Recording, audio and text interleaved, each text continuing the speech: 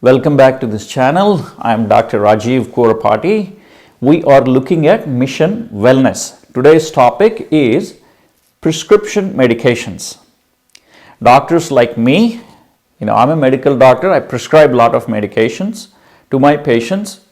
I work predominantly in the hospital, but any doctor takes pride in prescribing medications, right?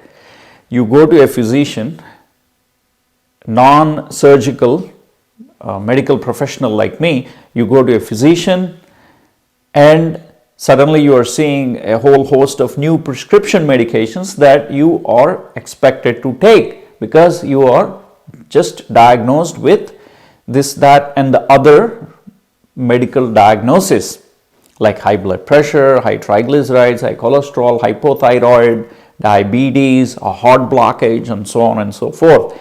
What is the problem with this? Prescription medicines. Doctors are trained to prescribe medications and they don't know how to de-prescribe them. There are at least three main reasons why de-prescription does not happen in medicine, and why is it important? That is today's topic. Now, I'm going to give you a scenario. Imagine a friend of you goes to a doctor and was discovered to have high blood pressure, 145 or 150 over 80. The doctor looks at it and says, your blood pressure is high.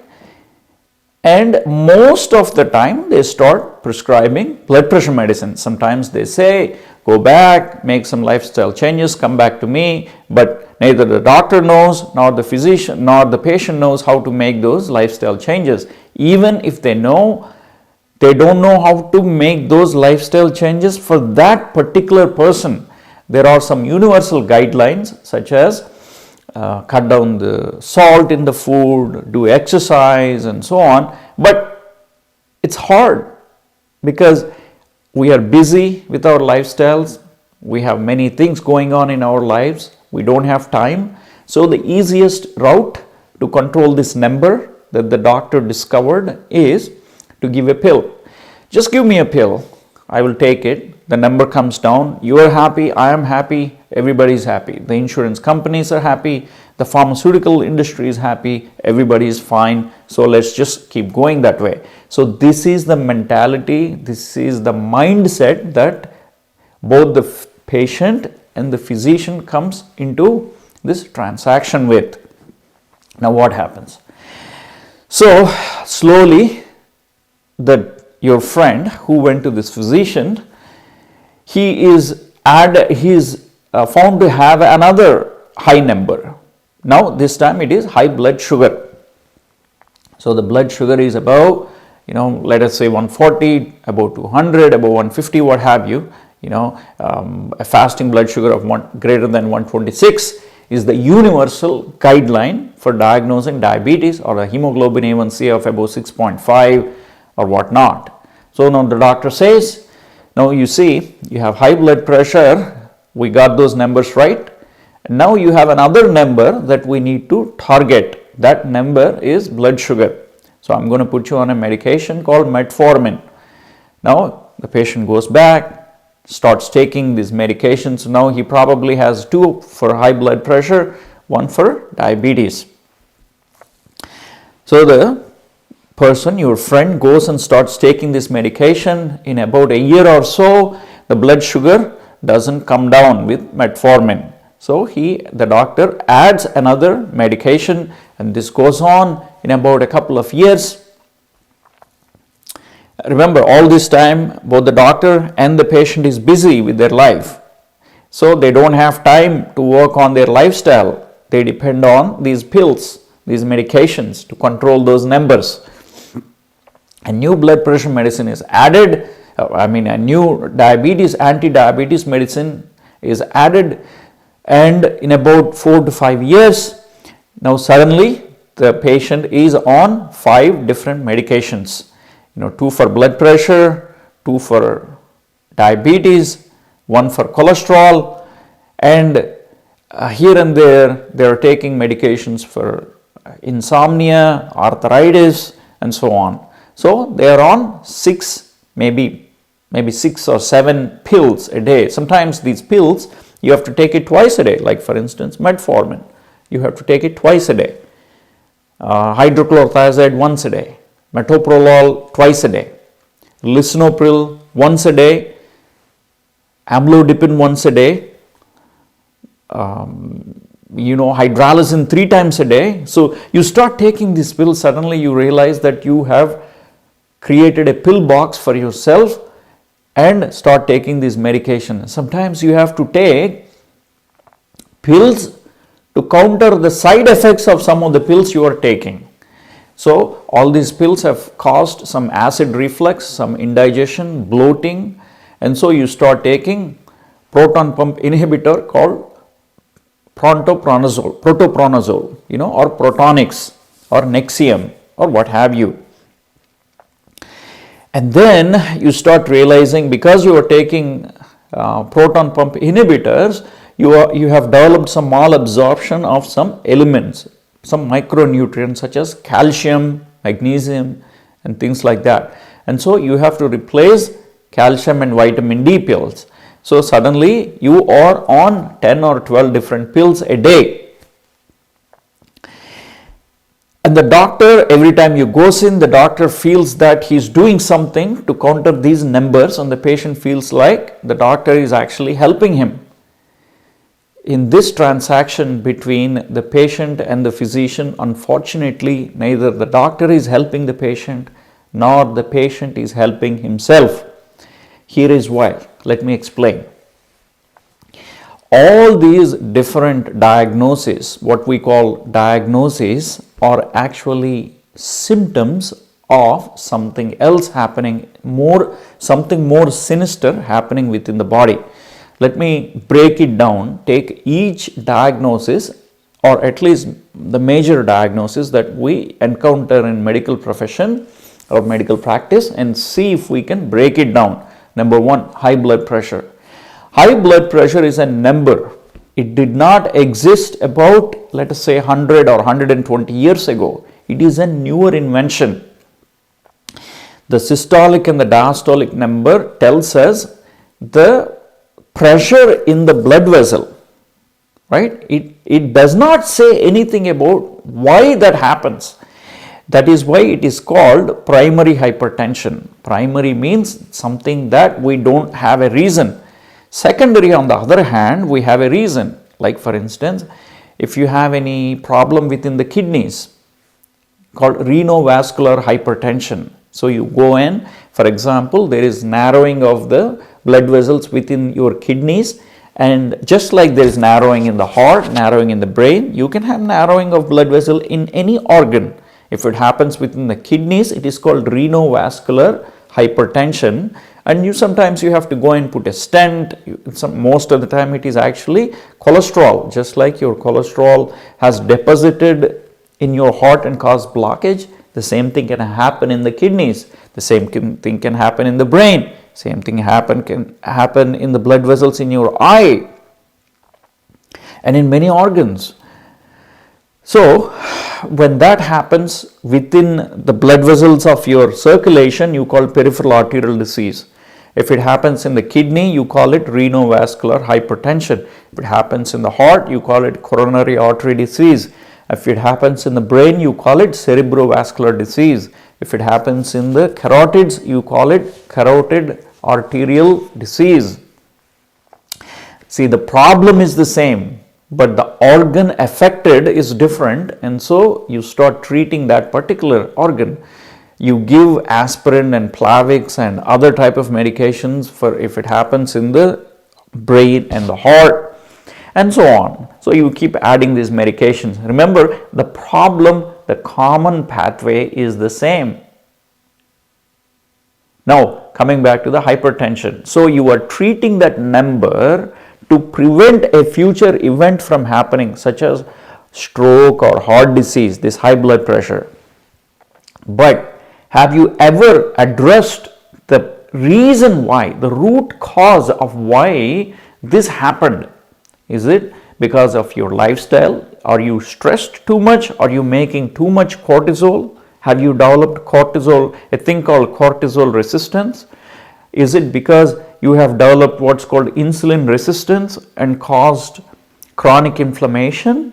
And that chronic inflammation led to vascular changes within the blood vessel and caused stiffness of the blood vessel and caused hypertension. So there is some root cause of all these things. Rather than addressing this root cause, what most of us doctors do is start prescribing medications, because you are looking at that number. Number only tells us something bad is going on within our body. It does not tell what is wrong. You have to look for it. You have to do the detective work. That is the art of medicine. It is important to control those numbers. For example, if the blood pressure is above 180 over 100 or 180 over 120, it's important to treat that number. But then as the number comes down, you have to look at the root cause of what caused it, of that problem. Same thing with diabetes. So you look at diabetes, again, it is a number. It does not tell you anything about why that number has risen. Why is that number going up? Most of the time it is what we call insulin resistance. Insulin resistance is when your blood vessels, like in the muscle or liver or elsewhere, does not respond to the insulin. So you keep giving insulin or metformin or glipizide or glucotrol or these new gliptins and all these new medications. They are actually controlling the blood sugar, but they're not doing anything to the underlying problem that caused the blood sugar to go up in the first place. So your friend who is taking all these medications and trying to control this number is not actually fixing the underlying problem. That is why most of the people, even though their blood sugar is in a good controlled range, still develops diabetic retinopathy, diabetic eye problem, diabetic neuropathy, which is the tingling and numbness and pain that you develop at the tips of your fingers, tips of your toes, legs, arms and so on. So because you have not addressed the underlying problem, you are just treating a number by giving certain pills and injections. The same with cholesterol. Cholesterol, you are only treating a number. Do you know that there are about 200 subtypes of different cholesterols in our body? And all that we do is pick a number and control it using pills. We have never addressed the underlying problem. The same thing with hypothyroid. Hypothyroid is very common, especially in women in the Western world, and it is fast catching up in the Asiatic world too, and other parts of the world.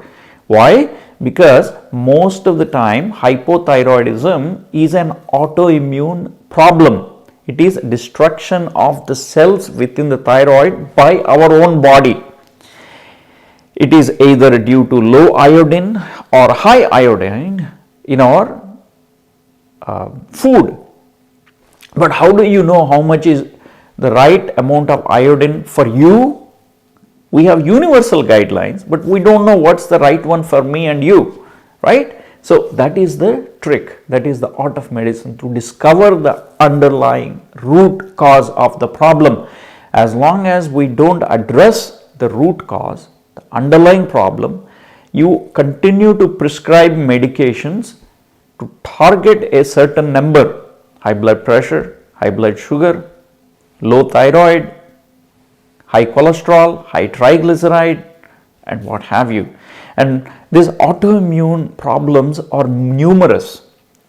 Crohn's disease, inflammatory bowel disease, hypothyroid, hyperthyroid, type 1 diabetes, rheumatoid arthritis, lupus, uveitis in the eye, so many, or nephritis in the kidneys, any organ, and autoimmune hepatitis.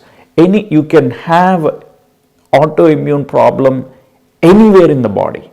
Any organ can get affected by autoimmune diseases.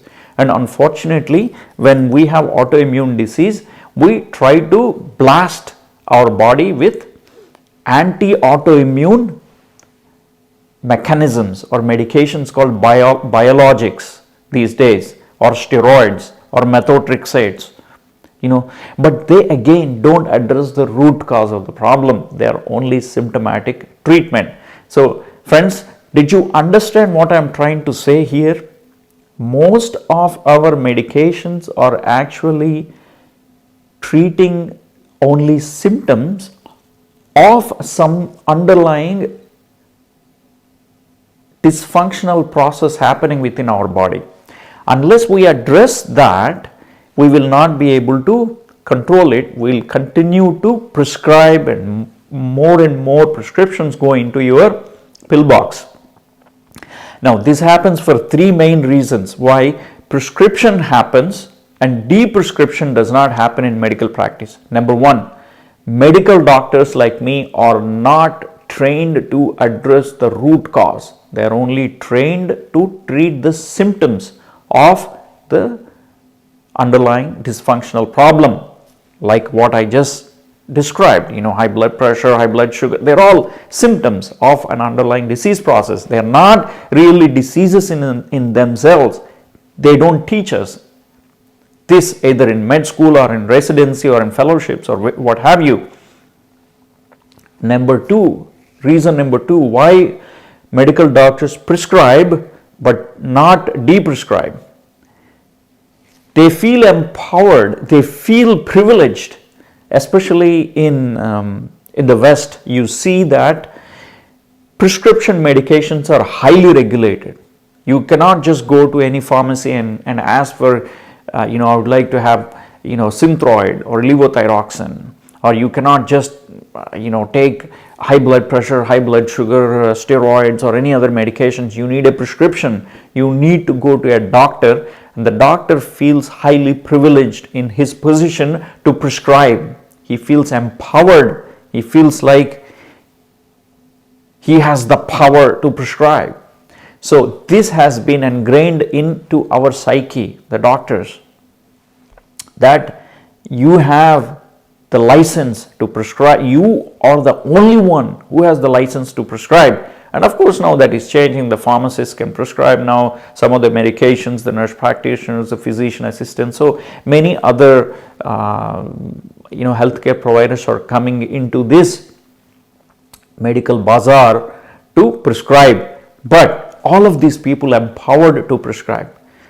Reason number three, patients ask for prescription medications. Patients simply don't go to the doctor and say, tell me how to change my lifestyle. They seek prescription medications because they are busy. They don't have time. They don't have energy. They don't have the willpower. I'm not blaming the patients. I'm saying that it is the mindset that brings them to the hospital, to the clinic, seeking a prescription, because they're paying money to the physician to get something out of it, that transaction, to the patient-physician transaction. So many reasons. It's not the fault of one person. It is the system that we are in, unfortunately. Unless we start thinking in terms of, yes, it's important to prescribe, but it's also important to de-prescribe whenever possible. For example, insulin is a medication given for type 2 diabetes. Type 1, it's important. Type 1 insulin is the treatment. For type 2, unfortunately, we depend on all these pills and injections when in fact it is a lifestyle problem. But we don't address it because we don't have time to address it. It takes time to sit with the patient, to counsel. So unless we start de-prescribing, we are not really doing justice to the patients. And the patients also have to ask at every encounter with the physician, make sure you ask them, is there any opportunity to de-prescribe some of the medications? In that interaction of 5 to 10 minutes that you have with your doctor, Make sure that you ask the physician, your medical provider, is there any opportunity to de-prescribe? Can I do any lifestyle changes, like feeding? Can I work on my quality of the food that I am eating? Can I improve on my stress levels, my sleep? It takes time, but it is worth it, because what you are treating is only symptoms. So make sure you remember to de-prescribe your patients, and for the patient, make sure you remind your physician to de-prescribe whenever possible. And there are ways to do it. Whenever possible, you make sure you cut down on the medications that you're taking, because medications don't treat the underlying problem, most of them. Infections, you need to take the prescriptions because they treat the underlying problem, they treat the infection, and once the infection is gone, you don't need the antibiotics, right? But in other parts of healthcare, of medicine, it is not the prescription that is important, it is the lifestyle change that becomes important, and you can slowly come off of your medications. So I hope you understood the difference between prescription and de-prescription, the difference between treating the underlying cause versus treating the symptom of a disease. And it's important that we change our lifestyles, we slow down, we talk to the physician, we slow down, we address the root cause of the problem. So hope you have a wonderful winter this time. It's getting cold out there. So stay warm and stay healthy till we meet next time.